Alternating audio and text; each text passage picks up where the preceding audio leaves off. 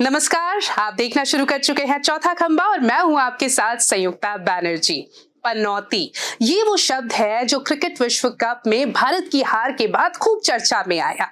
राहुल गांधी ने तो एक चुनावी सभा में पनौती शब्द का इस्तेमाल भी किया और उसके बाद इसे राजनीतिक रंग भी दे दिया। लेकिन मध्य प्रदेश, छत्तीसगढ़ और राजस्थान में मिली करारी हार के बाद अब कांग्रेस में ही ये सवाल उठने लगा है कि आखिर कांग्रेस की पनौती कौन? आंकड़े के आईने में मध्य प्रदेश से ढूंढते हैं कांग्रेस की पनौती।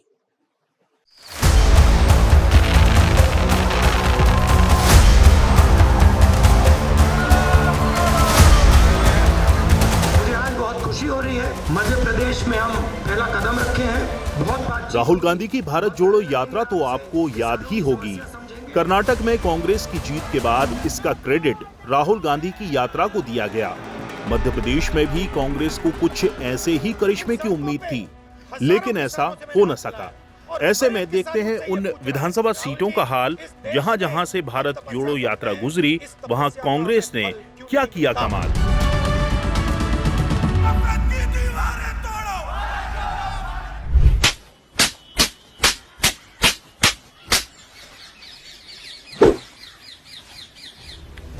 बीते साल 23 नवंबर से 4 दिसंबर के बीच भारत जोड़ो यात्रा मध्य प्रदेश के मालवा निवाड़ क्षेत्र के 6 जिले बुरहानपुर, खंडवा, खरगोन, इंदौर, उज्जैन और आगर मालवा से होकर 380 किलोमीटर की दूरी तय की, जिसमें कुल मिलाकर 21 सीटें आती हैं।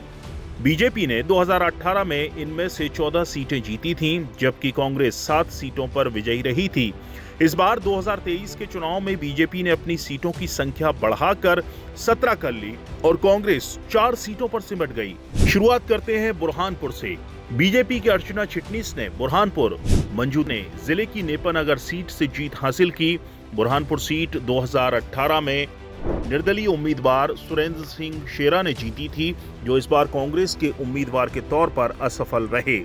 कांग्रेस की सुमित्रा कास्डेकर ने 2018 में नेपानगर सीट जीती थी, लेकिन बाद में उन्होंने पाला बदल लिया और 2020 में हुए उपचुनाव में बीजेपी के टिकट पर चुनी गई। बीजेपी ने ये सीट बरकरार रखी है। बीजेपी के नारायण पटेल और छाया मोरे भी मानधाता और पंधाना से जीते। पंधाना सीट पर 2018 में भाजपा के राम दांगोरे ने जीत हासिल की थी, जबकि मानधाता सीट पर कांग्रेस के नारायण पटेल जीते थे। पटेल बाद में भाजपा में चले गए और 2020 में उपचुनाव जीते। उन्हें सत्तारूढ़ पार्टी ने फिर से टिकट दिया। खरगोन जिले में भारत जोड़ो यात्रा बड़वा और भीकनगांव विधानसभा सीट से होकर गुजरी। बड़वा से बीजेपी के सचिन बिड़ला जीते तो भीकनगांव से कांग्रेस प्रत्याशी झूमा सोलंकी विजयी रही। 2018 में दोनों सीटें कांग्रेस ने जीती थीं। बड़वा विधायक सचिन बिड़ला बाद में भाजपा में शामिल हो गए। भारत जोड़ो यात्रा इंदौर जिले की सभी 8 सीटों पर पहुंची। यहां सभी 8 सीटों पर बीजेपी विजयी रही। बीजेपी की उषा ठाकुर और मधु वर्मा महू और राऊ सीट से जीते। इंदौर एक सीट पर बीजेपी महासचिव कैलाश विजयवर्गीय ने मौजूदा कांग्रेस विधायक संजय शुक्ला को हराकर जीत हासिल की। बीजेपी के रमेश मेंदोला इंदौर 2 से, गोलू शुक्ला इंदौर 3, मालिनी गौड़ इंदौर 4 और महेंद्र हार्डिया इंदौर 5 से विजयी रहे। इसके अलावा साल 2020 में कांग्रेस से बीजेपी में शामिल हुए तुलसी सिलावट ने सावेर सीट से जीत हासिल की। पिछले साल 4 दिसंबर को राजस्थान में प्रवेश करने से पहले भारत जोड़ो यात्रा आगरमालवा जिले की आगरमालवा और सुसनेर विधानसभा सीटों से होकर गुजरी थी। आगरमालवा सीट पर बीजेपी के माधव सिंह ने जीत हासिल की, जबकि सुसनेर सीट पर कांग्रेस के भैरव सिंह को जीत मिली। बीजेपी के मोहन यादव और अनिल जैन उज्जैन दक्षिण और उज्जैन उत्तर सीट से विजयी रहे। घट्टिया से बीजेपी के सतीश मालवीय और तराना सीट से कांग्रेस के महेश परमार विजयी हुए। महिदपुर विधानसभा सीट पर कांग्रेस के दिनेश जैन जीते। बीजेपी ने 2018 में उज्जैन जिले की 5 में से 4 सीटें जीती, जबकि कांग्रेस को केवल 1 जीत मिली थी। भारत जोड़ो यात्रा के मध्य प्रदेश यात्रा के मार्ग पर कांग्रेस ने जो 4 सीटें जीती, वो भीकनगांव, तराना, महिदपुर और सुसनेर हैं।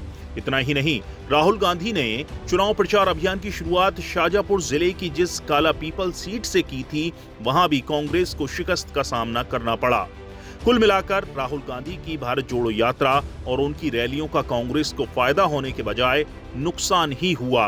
अब कार्यकर्ता ही उन्हें दबी जुबान में कांग्रेस के लिए पनौती मानने लगे हैं।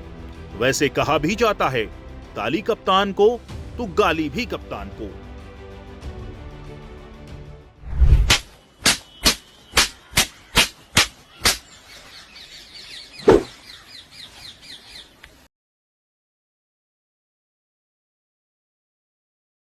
मध्य प्रदेश में चुनाव परिणाम भले ही आ गए हों, लेकिन सूबे की सियासत की गर्माहट कम नहीं हो रही है। मध्य प्रदेश का मुखिया कौन होगा, इससे ज्यादा चर्चा इस वक्त इस बात की है कि कमलनाथ मध्य प्रदेश से विदाई लेने वाले हैं। ये माना जा रहा है कि कमलनाथ को कांग्रेस आला कमान ने दिल्ली तलब किया और कहा कि नए पीसीसी चीफ नियुक्त कर ले। बताया जा रहा है कि कांग्रेस आला कमान ने कमलनाथ से इस्तीफा मांगा है। तो तय मान लीजिए कि आने वाले समय में पीसीसी को एक नया कप्तान मिलने वाला है। मध्य प्रदेश में शिकस्त से कांग्रेस को करारा झटका लगा है। वादों और दावों के साथ बीजेपी को पानी पी पी कर कोसने के बाद भी कांग्रेस की सूबे में बात नहीं बनी। चुनाव कमलनाथ की अगुवाई में हुए, लिहाजा हार की नैतिक जिम्मेदारी भी उन्हीं की है।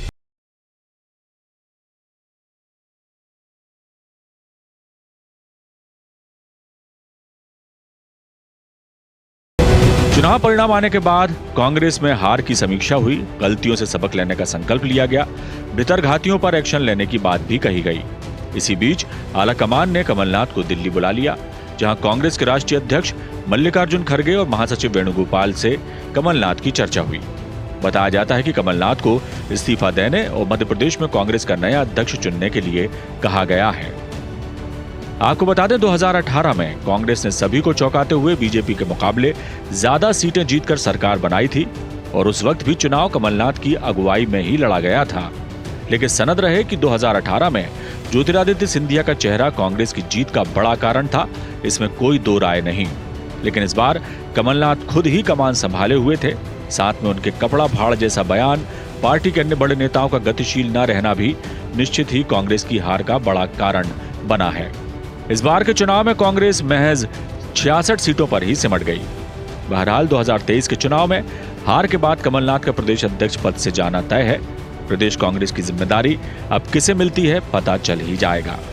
कांग्रेस के लिए चुनौती है संगठन को दोबारा मजबूत करने की, हार पर मंथन करने की और सबसे अहम, अच्छे विपक्ष की भूमिका निभाने की।